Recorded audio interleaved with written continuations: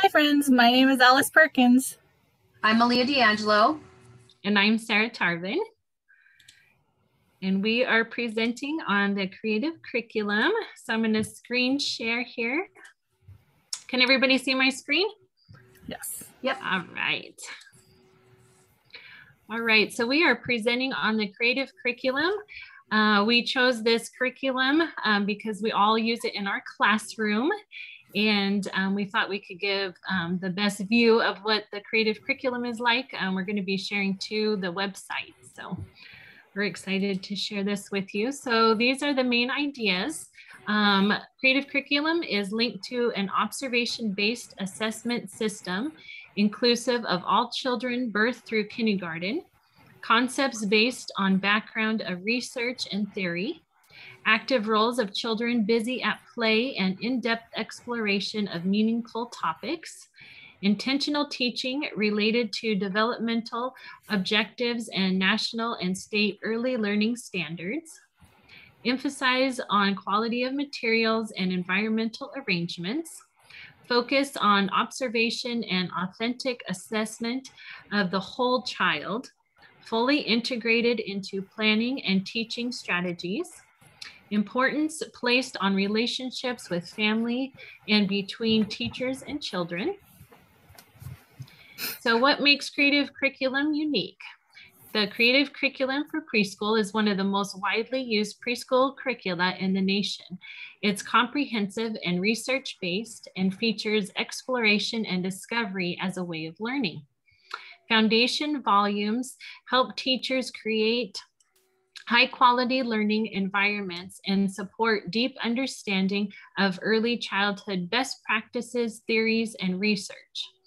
Robust daily resources provide the intentional tools and materials to engage children in project-based investigations and make every moment of the day meaningful, intentional, and engaging. Creative curriculum is proven to increase kindergarten readiness, academically rigorous, and promotes social emotional development, rated higher than any other preschool curriculum, inclusive, supporting all children, aligned to all state early learning guidelines and Head Start early learning outcomes. So what is in the creative curriculum kit? So here we have teaching guides. So these are all the teaching guides that come in the kit. We have the beginning of the year, the ball study, boxes, bread, buildings, clothes, exercise, getting ready for kindergarten, insects, making music, pets, reduce, reuse, recycle, roads, sand, signs, simple machines, trees, and tubes and tunnels. Then we have our foundation books. So in the foundation books, you have 5 different volumes, and what's included is the foundation book, interest areas, literacy, math, science, technology, social studies, and the arts. And these are really useful when setting up your classroom. It really helps you to know what to have in your interest areas. And like in literacy, it'll tell you some different activities to have in there, what supplies that you should have in your literacy area. And so these are really beneficial to have. And then we have our intentional teaching cards. And in here we have language and literacy, mathematics, social studies, and physical. And these are different activities to do with the children to help promote language and literacy. There's 63 different activities that you can do with the children. In math, there's 79 of them. So there's a whole bunch of activities that you can do with them. Here's a closer up look of the intentional teaching cards. So here it'll show you materials needed to do this activity, what you're going to need to do, the objectives that it's going to reach when you do this activity, how to include all children, questions to guide your observations, related learning games that you can also add to it that will go along with this activity. And then the teaching sequence. So we'll talk about this later. It's called the color band. And each child will be placed at a different section in the color band. And so this will guide you as you're doing this activity. So kind of how to scaffold them to the next level in their color band. And then here we have Mighty Minutes. So there's 300 different cards. These are great for transitions. Teachers can use these short and playful songs, chants, rhymes, movements, and games to teach children literacy, math, science, social studies, and physical skills throughout the day. And so again, it'll have the different objectives that it reach, what you need to do for this, and then different ways to adapt it to different learning. So things to add on to it, how to scaffold the children again. So these are really great to use for transitions. Here we have the books that go along with the studies. So there's 100 different books, and they really go along with each study. So it'll have like books just specifically for like the tree study, or ones for the ball study. And so they tell you which books to read with each study. So it's very helpful to have those. And then here, lastly, we have our book discussion cards. And so we have here the first read aloud, second, third read aloud, and what it'll tell you to do before you read the book, what to discuss with the children while you're reading the book, and then after you read the book. And then down here, it shows you the vocabulary to focus on as you're reading the book, and then some ideas for social emotional development as you're reading this book. And next, I'm going to be talking about lesson planning. So we're going to go into our Creative Curriculum website that we have. So here's some different tabs to explore the library. So we have virtual books that we can send to the parents. And we've used this a lot, especially during our virtual learning. We're able to send this to the parents, and they find it really beneficial to have. Here you can create a plan. And then this next one, you can add documentation. And here you can take a course. So this is on professional development. Here you can view documentation status. And here we, again, use this a whole bunch. We share activities with the family through teaching strategies, and they make it really easy. So I'm going to show you how to create a plan. So we're going to go in here. We're going to choose, go to the month view, and we're going to go to our next. I'm just going to kind of go out here. So here it ends. So I'm going to add a study. So you click on this button, you select a day you want to start the study. And here are all of our different studies that you can choose from. So balls, boxes, the clothes study, gardening. There's just a whole bunch that you can choose from. And so I'll just pick one here. We'll just choose pets. And then I'll show you what that looks like. So during the day, you can, it'll show you your whole week here. So you'll have your question of the day as it starts here, what to do in large group. It'll show your Mighty Minutes that we were talking about, outdoor experiences. And then it'll have small groups here. So if we click on this, it gives you different ideas to do in your small group. So it'll give you 2 different options. So this one's called shared writing, and then this one's called desktop publishing. And then here, if you click here, it'll show you the different objectives that this activity meets. This one shows the materials that you will need. Here is where you can include all children, so to adapt it to each child's needs. This one is to questions to guide your observation. So as you're doing this, it gives you questions to ask the children. Here is where you can share it with the families. So again, they make it really easy to share activities for the online learning. If you don't care for any of those activities, there's a whole bunch more that you can choose from with language and literacy. There's even math. So they give you all those different intentional teaching cards, but this is all online. Here it shows professional development, so you can listen to an audio clip of intentional teaching experience. So it'll help guide you through that. There's also in Spanish, you can view this. So if you're a teacher who speaks Spanish, it makes it really nice and easy for you to go through this. And then down here, again, it'll show you the color band and where each child is. And so you can really adapt it to the children's needs. You can also share it with the family. They have a page where you can assess each child. So here is the different objectives that it will meet. So you would just click on that and then you can assess the child. So they make it really easy to do that. All right, so that is all for me, and Alice will be talking next. Thank you. Thanks, Sarah.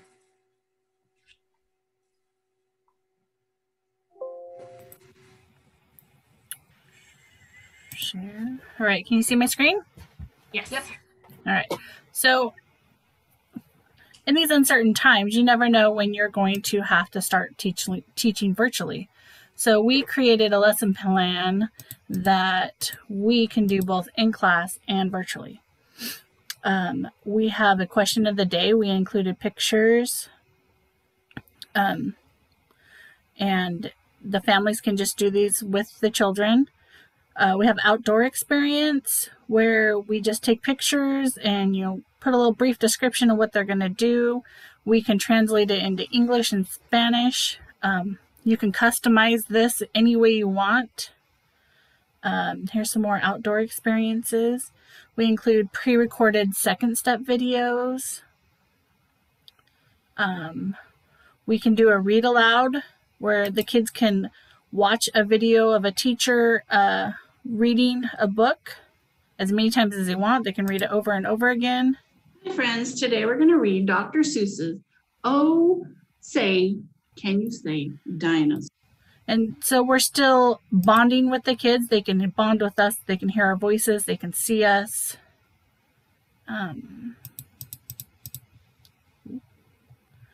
Let's see here. We have pre-recorded Mighty Minutes. Let's see, when I go this one. I'll show this one. This is what a Mighty Minute looks like. And again, the kids can watch it over and over again. Hi guys, it's Miss D'Angelo. We're gonna play a fun game with Mighty Minutes. It's called Hippity Hoppity How Many. So I'm gonna go like this, hippity hoppity, and then hold up my fingers. And I want you to tell me how many fingers I'm holding up. Okay, ready? Hippity hoppity, how many? Can you count my fingers? Good job. Ready? We're gonna do another one. Hippity hoppity, how many?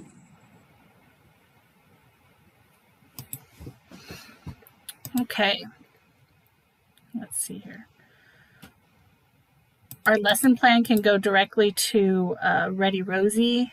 You just click on here on the links and it takes you directly to the different apps that we use. I'll talk about the apps in just a few minutes. We have second step. We can send out parent letters.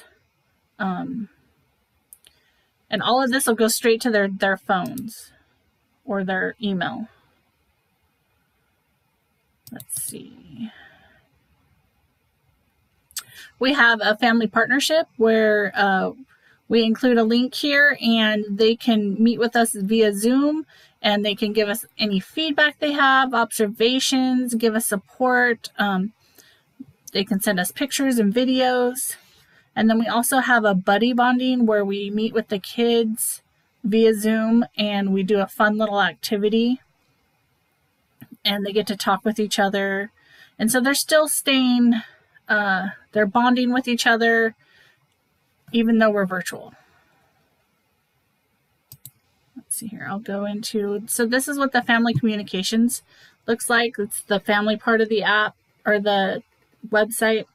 We can manage communication so we can view the messages that they send us and they can send us observations and pictures through here, just like they can snap a picture and send it to us like a text message.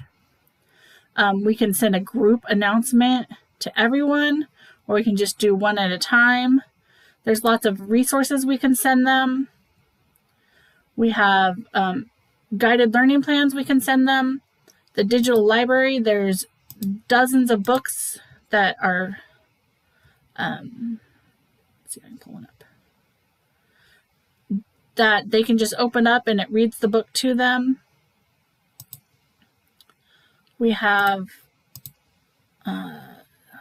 developmental learning activities where you can pick the age group of your child, and then you can send them, what they want to work on. Let's say the mom wants to work on language today. We can send them an activity with language. There's numerous activities. This one, they're going to make a book, and the primary objectives are speaking clearly and interacts during reading experiences. So it tells you what to do, what materials you need. It's really well guided. And then there's more learning game activities. They're super easy and fun. Let's go back here. Next slide. So these are the apps. Here's the Ready Rosie app. And Ready Rosie is an early learning education tool that helps the families, schools, and communities deepen and scale their family engagement. Our tools leverage the power of video modeling, family workshops, professional development opportunities, and mobile technology to build powerful partnerships between families and educators, resulting in ready families, ready educators, and ready children. We also have the Second Step app. And the Second Step is a holistic approach to building supportive communities for every child through social emotional learning. We talk about how we feel and why we're feeling this way. It aligns with all the objectives as the same objectives as created curriculum. And then we have, this is the family app that everything goes straight to the family app, and it's super easy to navigate. And then we have the documentation app where we can take pictures with the iPad and just upload it right then and there. And then Malia is going to talk about the documentation.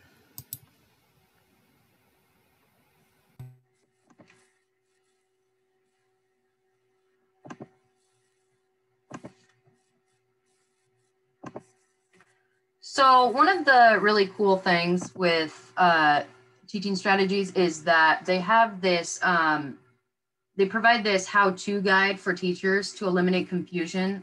Documentation can get a little sticky sometimes, so there's a lot of areas that you need to go over. So this how-to book is very handy, and I suggest that all teachers have one. It goes over several different areas. Let's see if I can get there. Wow, computer's not wanting to go. So it goes over, it goes pretty in-depth too about getting started. It has the teach area, and that's kind of what Sarah was talking about, of how to build a lesson plan, all the how-tos on assess, development, teacher development, professional development for teachers, reports, pulling reports. It has the family, instructions on how to communicate back and forth with the family and what's available to the family's settings, and of course, support.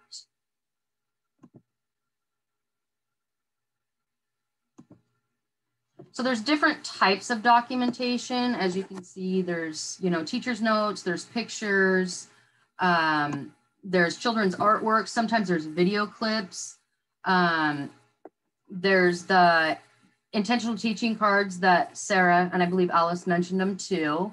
There's on the spot, that's in the moment observations, when you just literally pick up the iPad and start recording or take a picture, and then you can plug it right in, and it's a pretty cool feature. Family observations, just any feedback that you hear from the families. Once you upload all the documentation, then you have the ability to assess the child using the color band for development. You can view added documentation, or you can check the status of a checkpoint either by child or by whole class to see where you may be missing documentation. So that's a really cool feature too. Now there's 4 steps of assessment. So step 1 is where you observe and you collect data.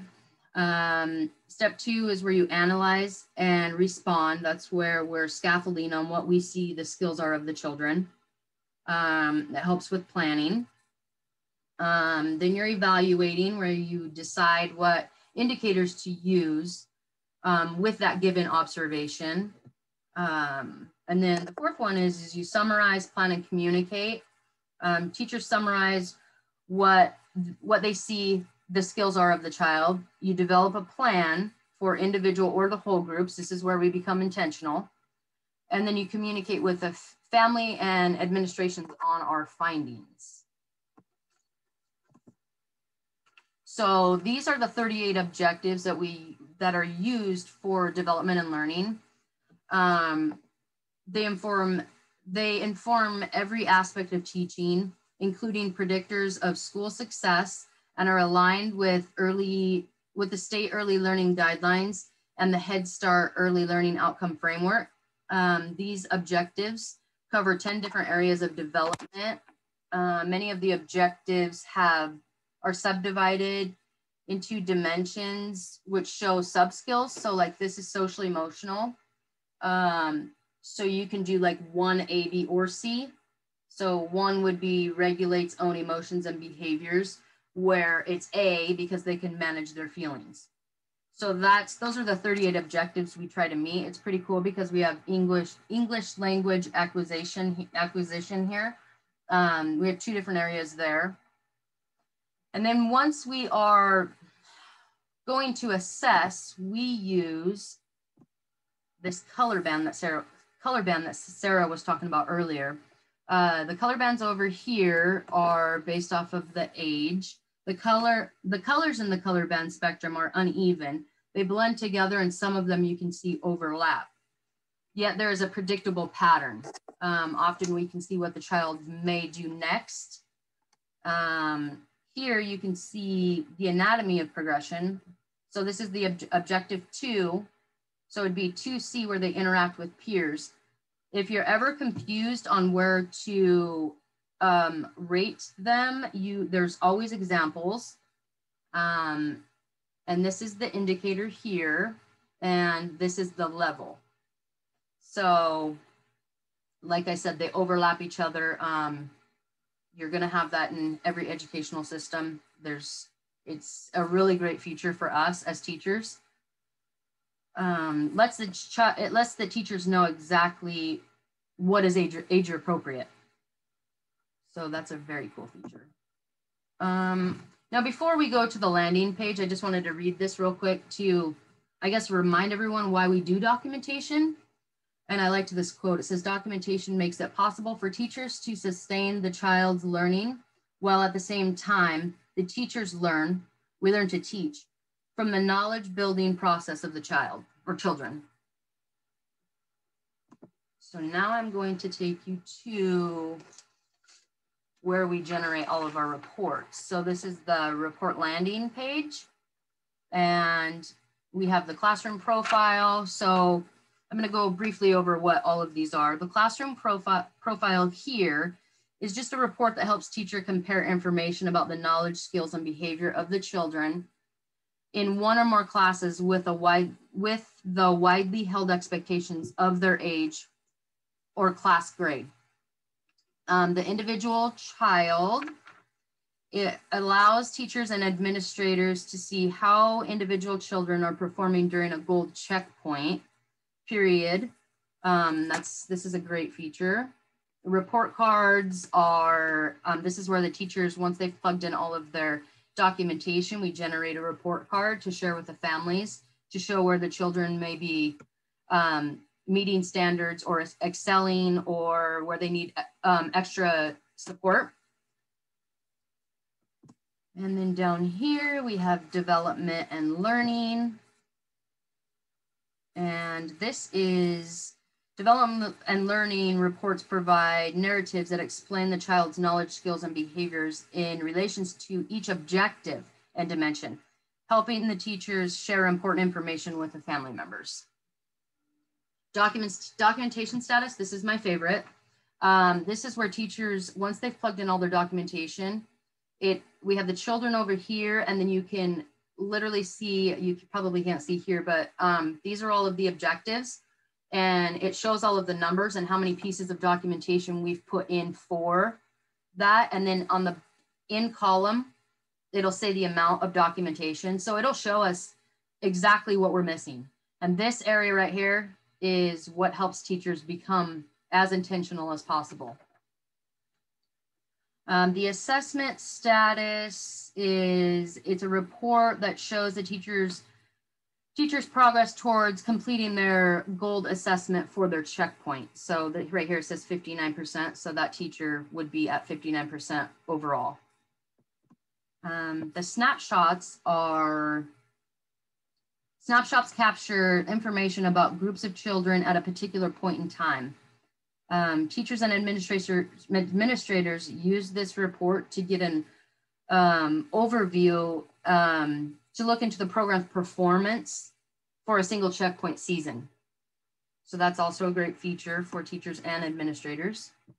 And then the alignment report is used to show how the knowledge, skills, and behavior of the children or group of children meet important state early learning standards and or align to the Common Core state standards or to domains of the Head Start Child Development and Early Learning Framework. So that's a lot about documentation, but they provide us with everything that we need, and so we can become intentional. Go back to the slide. And oops, that's our works cited page. I'm sure everybody can agree here, there are so many great things about creative curriculum, yet if we had to pinpoint why it benefits our classrooms, it would be that it's flexible, its diversity, its inclusiveness, and its creativity that allows teachers to be as intentional as possible without limits for the children and the families that we serve.